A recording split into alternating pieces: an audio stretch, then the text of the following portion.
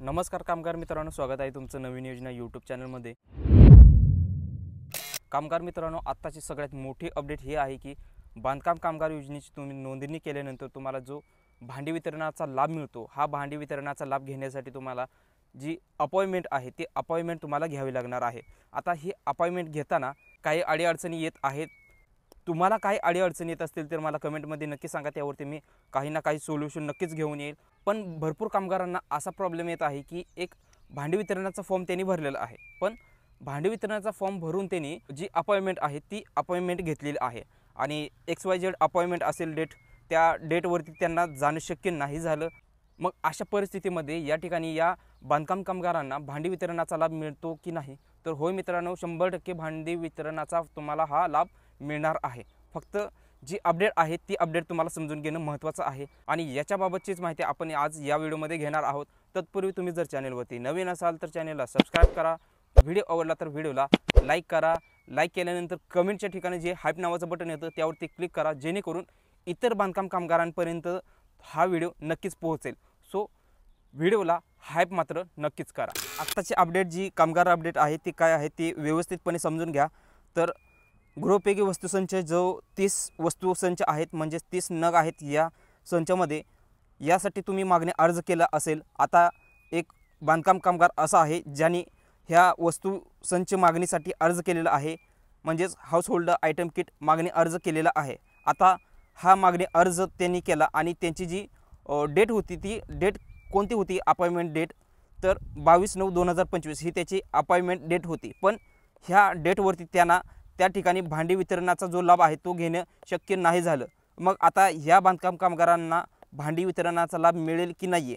कारण या ठिकाणी इथं या पूर्ण स्लिपमध्ये ह्या मागण्या अर्जाची जी स्लिप आहे याच्यामध्ये काय सांगितलेलं आहे, तर मंडळाकडून देण्यात येणारे लाभ हे विनामूल्य आणि विनामूल्य तर आहेच। आणि जर कोण असं म्हणत असेल की बाबा टोकनचं पैसे द्या किंवा भांडी वितरणाचं पैसे द्या, असं कोणी लाचलुचपत तुम्हाला मागत असेल तर तुम्ही या ठिकाणी हा व्हॉट्सअप क्रमांक आहे 9930 99 77 00 किंवा हा ईमेल ID आहे। तर ह्या ईमेल ID वरती तुम्ही जाऊन या ठिकाणी या दलालांची किंवा जी एजंट आहेत त्या एजंटची या ठिकाणी तुम्ही तक्रार करू शकणार आहात। पण महत्त्वाची बाब ही नाही आहे मित्रांनो। महत्त्वाची बाब काय आहे, तर या ठिकाणी महत्त्वाची ह्यांनी एक गोष्ट दिलेली आहे। त्यामध्ये काय, तर आता इथं बघा सगळी माहिती आहे ती अपॉइंटमेंटची अपॉइंटमेंटची सगळी माहिती मी तुम्हाला सांगणार आहे। तुम्ही फक्त व्हिडिओमध्ये पेशन्स ठेवून हा फक्त व्हिडिओ व्यवस्थितपणे न स्किप करता पाहून घ्या, कारण पुन्हा आणखी कमेंट करणार आणि पुन्हा त्यावरती सेपरेट मी व्हिडिओ बनवणार, त्यापेक्षा एकाच व्हिडिओमध्ये ज्या गोष्टी मला सांगता येतील त्या रिलेटेड असणाऱ्याच गोष्टी मी या एकाच व्हिडिओमध्ये कव्हर करण्याचा पूर्ण प्रयत्न करेल। सो त्याच्यामुळे व्हिडिओ न स्किप करता व्यवस्थितपणे पाहून घ्या, जेणेकरून तुमचा जो प्रश्न आहे तो प्रश्न अनुत्तरित राहणार नाही। सो या ठिकाणी पहिली महत्त्वाची गोष्ट समजण्याजोगी काय आहे, तर यांनी तारीख निवडलेलं आहे, या तारखेला काही कारणास्तव तिथं जाणे शक्य नाही झालं। आता बघा तुम्ही, यवतमाळ हा कॅम्प निवडलेला आहे आणि या ठिकाणी या कॅम्पवरती यांना उपस्थित राहणे गरजेचं होतं। उपस्थित राहिलं नसेल तर हा जो अर्ज आहे हा अर्ज काय केला जाणार आहे, रद्द केला जाणार आहे, याबाबत इथं सूचना दिलेली होती। सो आता या ठिकाणी जर असं भरपूर कामगारांबाबत जर झालेलं असेल तर हो, ही शक्यता आहेच की भरपूर कामगारांना दिलेल्या तारखेला जाणं शक्य होत नाही आहे। मग अशा ठिकाणी भांडी त्यांना मिळणार की नाही आहेत? हो मित्रांनो, 100% या ठिकाणी तुम्हाला जी भांडी आहेत ती भांडे मिळणार आहेत। तर आता हे कसं शक्य होणार आहे, तर जी अपॉइंटमेंट आहे ती अपॉइंटमेंट तुम्हाला घेता येणार आहे। मित्रांनो व्यवस्थितपणे समजून घ्या, तुम्हाला अपॉइंटमेंटची आहे ती जी ऑप्शन आहे तो ऑन झालेला आहे।